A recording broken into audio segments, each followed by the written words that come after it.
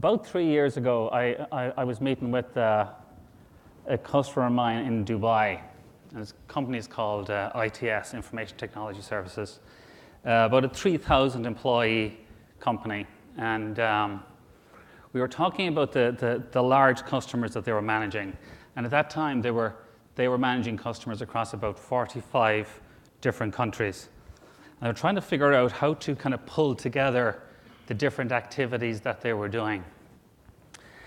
And they were kind of saying, well, we seem to be in lots of different spaces and working in lots of different areas.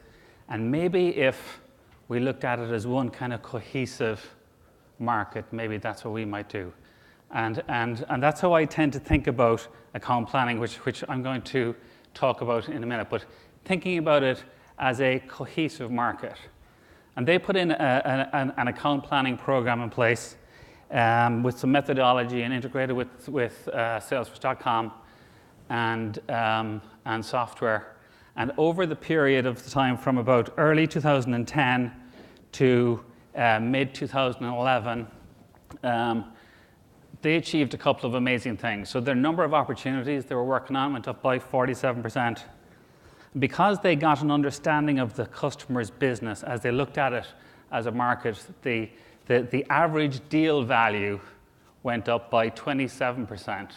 So number of opportunities up 47%, average deal value up by 27%. And because they were close to their customers and they understood their business better, a lot of the deals they're working on now became non-competitive. So their win rate went up 26%. And also because they were more aligned with their business, their sales cycle went down around 25%. Now, all those numbers combined in a business that for them increased their revenue over an 18-month period by 400%. Right? And some of the things I want to kind of talk through are some of the principles that they applied. Around the same time, some of you will remember, Ursula Burns took over as CEO at Xerox, and she made probably a career bet when they acquired ACS for $6.4 billion. And we had the privilege of working with Xerox and kind of doing that joint go-to-market. In a very short period of time, they got a pipeline increase of 400%, which was around $5 billion. Right? And looking at it from an account planning point of view. So I'm going to talk through some of those things. And as Gerhard said, some of the things I'm going to go through are in it's kind of a book that I worked with a bunch of folks to bring out a couple of weeks ago. And I heard Gerhard announce yesterday that there was one for everybody here. That's not quite true, but I'm going to talk about it just for a second, right? So that's the book. It's on Amazon. It's very cool. It's the only account planning book on the planet that has a playlist. Right? And it was interesting. I was at the speakers' dinner a couple of nights ago, and it seems that most of the speakers are frustrated rock stars, right? But this is the only account planning book that has a playlist, just to make account planning a bit more interesting. Now, the other thing, so I'm going to be giving out a couple of those during this for people who participate. But the other thing I want to say is last time I presented here, Lisa Geschwantner commented that the stuff you do isn't very tweetable, right? So how do you make this more tweetable? And Lisa is my social media muse, so I kind of listened and did that. So during the presentation, you will see at the bottom of the screen, right? You'll see little tweetable moments, right? And for anybody who does just two of those over the next 30 minutes, come to the booth outside afterwards and you get a copy of the book. So I'm getting a thumbs up, a like from Lisa, right? So thank you. So the interesting thing about account planning, and I'm happy to follow my friend Chris, because account planning is one of the most boring subjects on the planet, and put it beside compensation management, and you guys are going to be dying for your lunch, right? So interesting thing about account planning is only 53% of reps know how to maximize revenue from an account. And we all know that getting revenue from existing customers is much easier than getting revenue from new customers, right? So think about that. That's the opportunity. And just to get some practice, that's your first tweetable moment, and add S20C at the end, and we'll see it up on the screen, and we watch these things traffic. Now, as I go through account planning, I want to talk about three core themes. And the first one is about research, right? Because I need to know an awful lot about my customer to understand their business and get close to them. So I need some insight, and I need to get close. The second thing we talked about things has come up over the past couple of days. Things are moving extremely quickly, right? So velocity is important. That means that what you do in account planning needs to be integrated into your overall business and your overall kind of go-to-market model. And I'm going to talk a bit about that. And the last thing is we can't do everything well, so we need to focus on what it is that's important. And fundamentally, we need to focus on the customer. And customer goes through kind of a number of different stages. Every customer falls into one of 4 stages. We have a prospect, and the prospect becomes a customer. And if we do our work well, the customer becomes a loyal customer. And then there is this 4th stage, which if someone guesses, right, tell me what, there's a book, right? So what's the 4th stage? From prospect to customer to loyal customer.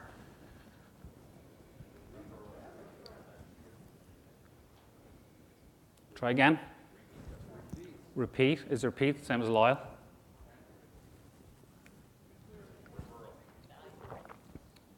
See, I wish that was true, right? Because the problem is that we'll have more opportunities to win books later. But the problem is that all the customers, fundamentally, at some point in time, end up as former customers, right? And our job in account planning, in my opinion, is to kind of synthesize what we do in steps 1, 2, and 3, shorten that cycle, and stop that inevitable kind of exit ramp where people go that. And to do that, we need to be really focused on trust. And it's interesting, I've been talking about trust as part of sales for a number of years, and I've heard it mentioned in an awful lot of the sessions over the last day and a half, and trust is really important. And you'll see over the last number of years, the decline in kind of the economy has kind of been mapped with the decline in social capital. And what we see here is the blue line is Europe, and Europe's been a mess. I live in Europe, right? Europe has been a mess. So people's trust in business is at an all-time low. And it's not only that, right, but it's interesting when you think about, as we look at how we interact with companies, who is it that you trust in a business? And we'll see what this graph kind of shows us is between 2011 and 2012, the level of trust between, the level at which you trust what a CEO says, for example, right, has fallen off a cliff. So you're going to listen to what happens with your peers. You're going to listen to what the regular employees say. You'll always listen to the academics, right? But the important thing is, as we kind of step through here, right, thinking about who is influenced, and all the social stuff that we've been talking about plays very strongly into the fact that you're listening to people who are not the typical spokespeople of the company, right? So trust matters. It's a Metallica moment. Nothing else matters except trust. Now, the other thing we've heard about is things are moving extremely quickly, right? So you got to be on your bike, and you got to be moving. Over the next kind of 20 minutes or so, you're going to see around 700,000 apps downloaded from the App Store. People will spend about 146 days on Facebook in the next 20 minutes, right? There'll be 21,000 new Twitter accounts created, right? So it's all moving extremely quickly. So we need to think about how can we get the information that we need and deal with our customers, and think about it as the marketplace that we're in, because our job as someone who's doing account planning or account management has to be, right, to lead your market segment. Your account is a market, and your job is to be the market leader. Now, I'm trying to think about how you apply technology. We're in Sales 2.0, and I'm trying to think about, okay, so how do I go about applying some technology to figure it out, right? Is there some smarts? So I decided I'm an Apple geek, so I'd ask Siri, right? And I said, so how much revenue can I get from the account, right? And the challenge with that, of course, is that Siri doesn't know, right? If I'm looking to get to the local pizza restaurant here, it knows where I am. It knows what I'm looking for. It knows where the pizza restaurant is. It has all this knowledge, but typically we don't have that. Siri doesn't know an awful lot about sales, right? So we need to think about it in terms of, can we put together an overall kind of system? And I talked about things being integrated, and we need to look at kind of or account planning as an integrated part of our overall go-to-market. And think about that in terms of market segmentation and then some kind of account planning and then account management and opportunity management. And as I think about that, I'm looking at it as a market and I'm trying to figure out what I'm trying to do. And I started with the first principle, which I said was kind of talking about research. I'm looking for research for insight, because if I don't have that research, then I don't understand what it's like to be my customer. I don't just understand the industry they're in. I don't understand those kind of things. And for me, when I think about research, it's all about the 3 C's, right? And that's the Irish C and sorry, they're the wrong C's, right? So it's about the customer, the competition, and it's about my company. And people don't often spend enough time thinking about the last one, which is about my company. But let's first think about the customer. There's a lot to know about the customer. And as I kind of step through here, I'll kind of focus you on the two in the middle, right? The people and the business issues. So people and problems. And once I understand the people and problems, then I can begin to think about what it is that the customer wants to do. And kind of associated with that, I'll be concerned about my relationship, about their buying process, about the solutions that they need, about the different business units in their account. But fundamentally, I got to think about the people and their problems. So from the customer's point of view, and that's the first C. The second then is the competition. And the competition isn't always that guy that you kind of go, I hope they're not in the account. Most frequently, as we'll know, it's things like it's the do nothing or it's any alternative force, internal or external, that prevents you from achieving your goal or objectives. And if I'm kind of looking at an account plan or I'm looking at a customer, I like to think about asking one question. What is it that the what is it that the competitor is going to say? How are they going to position? And many of you will have seen, for example, when Salesforce.com started, they positioned against something. So they positioned against the traditional way of doing things with Siebel. I remember, and perhaps it was an apocryphal story, I was at Dreamforce in 2005, around the time that Oracle bought Siebel. And it was said to me that Mark Benioff said, great, Oracle bought Siebel, a one-stop shop for obsolescence. Right? But it's kind of interesting. What is it, the unique value that the competitor is going to position? They're going to position you as well as they position themselves.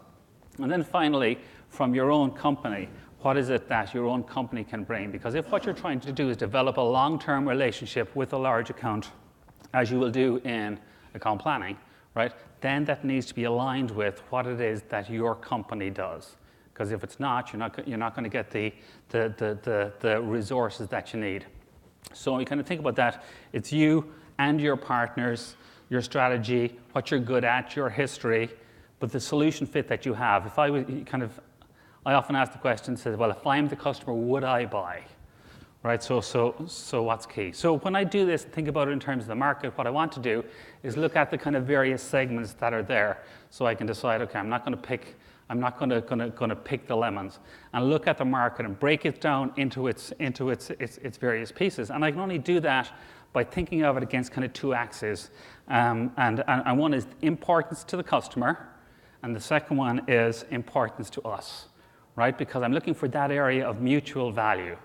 If I find something that's important to the customer and important to me, then it seems like that's where I should prioritize, right? And we should kind of think about that. And what is it that determines something that's important to your company? What is it that determines something that's important to the customer? And if I pull those together, then it gives me a good place to focus. Now, it's important to think about this from the customer's point of view. So one of the things, and this is a slide that I tend to use a lot because I care about it deeply. All right, it's kind of the impact on the customer of a bad buying decision is typically greater than the impact on a salesperson of a lost deal. So if we think about that for a moment, I think that's true, right? So the impact on the customer of a bad buying decision is typically greater than the impact on a salesperson of a lost deal. So if that's true, and if I'm the salesperson, what I'm going to start thinking about is, I wonder what the impact is on the customer. So I start thinking about, if the customer buys this, how's it going to impact their business? And then I start thinking about their business. And then I start thinking about it that way. And I try to uncover the business problems that the customer has. Now, here's a question, right? So what percentage of salespeople, right, are good at uncovering customers' business problems? So pick an A, B, C, or D. Anyone want to take a shot? C. The lady said C, right? So 61%, right? So there's a book for this lady. If someone can take care of that there, Steve, thanks. Thank you. So there we go, thank you. So 61%, but that means that 2 out of every 5 salespeople don't know how to uncover their customers' problems, right? So that's a problem, right? So that's clearly an issue, because if I don't understand what their problems are, then how do I know how to apply my solution? And problems aren't generally the big single issue. They're typically broken down. Just looking at a way, you might be able to read that. Right, I'm looking kind of a business problem, right? And you're kind of breaking it down here, kind of what's the customer's goal? What are their business drivers? What are the initiatives they have in place? And here we're looking at someone's trying to grow revenue to 15 billion. And the business drivers are there's some market consolidation, some increased competition, and some increased pressure. And as I kind of break this down from the goal to the business driver, I can look at, so what are they doing about it? And once I start getting a sense of what the customer's kind of business problems are, then I can begin to kind of figure out, okay, how do I apply my solution? Right, and I have to break this down into its various different components.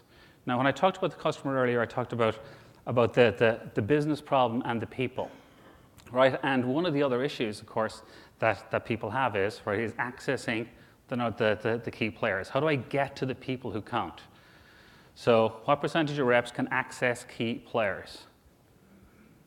Right, A, B, or C. So who said B? I heard a B coming from over there somewhere. So there's a book for that gentleman down there at the back, or if there were 2, then there's 2 books for folks. So getting access to people, getting access to problems, right, are 2 of the key things. If I understand that, so if I understand the people and the problems, then I can begin to get behind the business. And people aren't just about getting to the top person on the tree, because typically in the past we'd have said, okay, I need to get to the CEO. But these days what's happening, of course, is we're getting far fewer top-down buying decisions.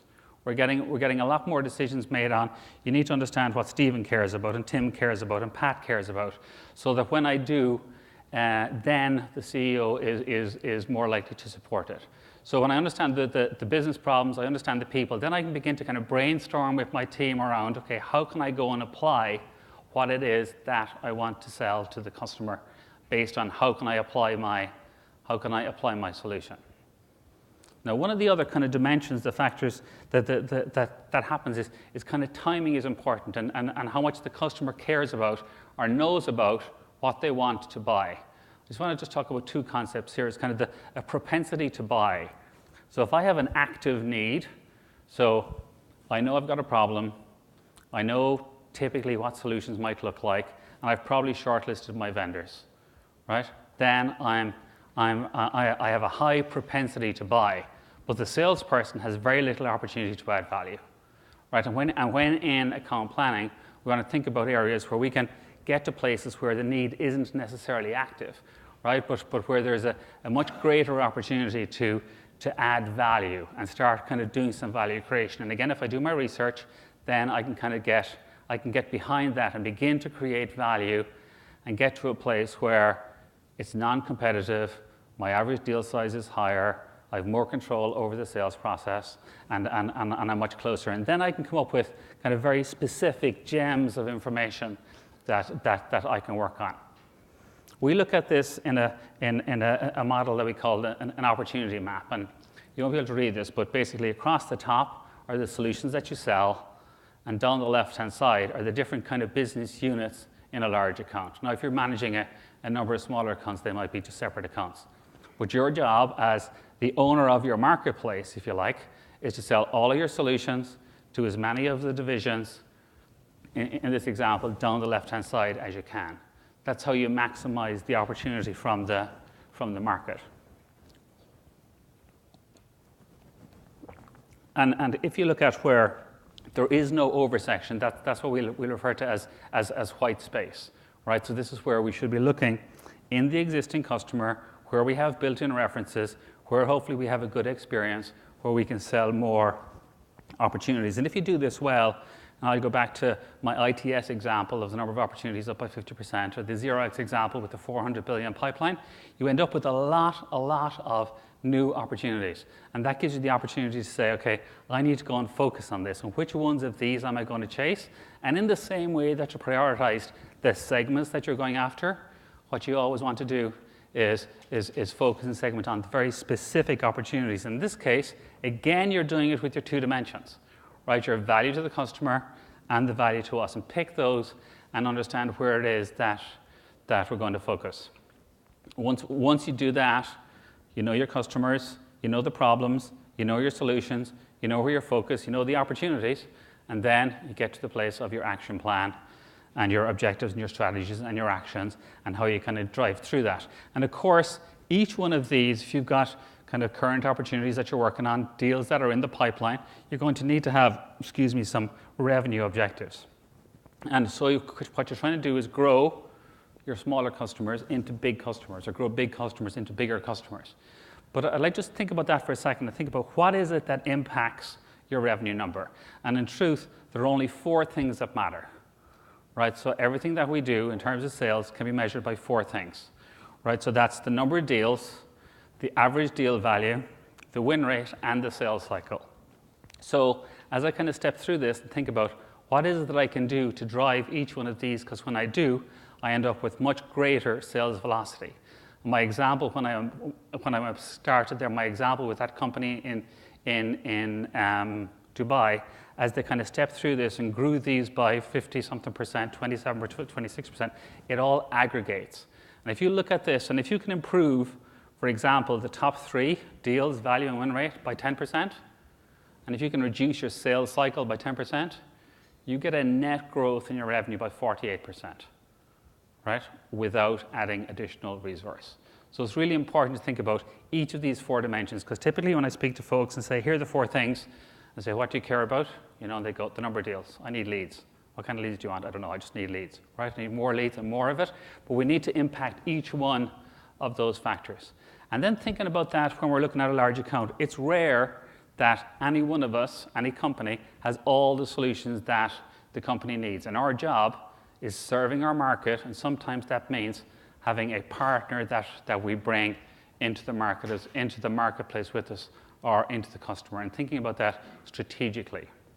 Now, when the salesperson owns this deal, then the salesperson needs to think about it and think about the marketplace, and then think about the marketing messages. And the marketing messages need to be very specific, right? Need to be specific to the market, and they'll need kind of marketing objectives, right? Something that's very clear and memorable for the market. This one says, the one on the left says, this one runs on fat and saves you money. And the one on the right says, this one runs on money and makes you fat, right? But it's of course tongue in cheek. But what we're trying to do is, what's the very specific message for the market that we're trying to play to, right? Because it's not your generic company value proposition, because that's not generally going to work. So we need to kind of think about it in that context. And remember, the opportunity that we're trying to focus on here is take the 53% of reps that can maximize revenue and figure out how we can expand that, right? How can more of your team do this by applying a methodology? And there's kind of 3 things that I'd talk about. So, and I started with, so research for insight, right? And it's hard work, right? It's a lot of hard work. At the speakers' dinner the other day, Waldo was talking about the fact that before he meets any customer, he goes on Google and he goes on LinkedIn and he looks at their social media traffic and he looks at all those kind of things. And if someone hasn't done that talking to him, they've got a big hole to dig themselves out of, right? And that's very true. It's hard work. And account planning is hard work. But it's the fastest way to grow the revenue, and growing the revenue from your existing customers. But research is important. What do they actually really care about? What's in their 10K? What are they saying on Twitter? What are the things that are really important that's going to move the needle for that company? Because remember, the impact on them is typically greater than the impact on you, right? So we need to kind of think about that from a research point of view. And then secondly, because everything is moving really quickly, you need to integrate. You need to integrate with the customer and integrate with the customer's objectives, but also the sales systems that you have in place. So if you're using something like Salesforce.com, then it should be the case that a lot of the data that's pertinent to your account planning exercise is already there. And that needs to be integrated. And then finally, integrate with your own company, because an account planning exercise or going after a large account, it typically takes a village. You need to be able to have an integrated system that allows everybody who's playing on that account team to be fully integrated. And then finally, the last point on this is kind of focus for impact, right? Because we need to choose the things that we're going to add maximum value to our customer with that also adds maximum value to us. Focus on the customer, focus on the marketplace, and pick the segment it is that we want to lead. So with that, I think we have one thing I'd like to say. The nice thing about not planning is that failure comes as a complete surprise and isn't preceded by a period of worry and depression. So with that, I think we're good. Thank you very much. Anyone who did a couple of tweets?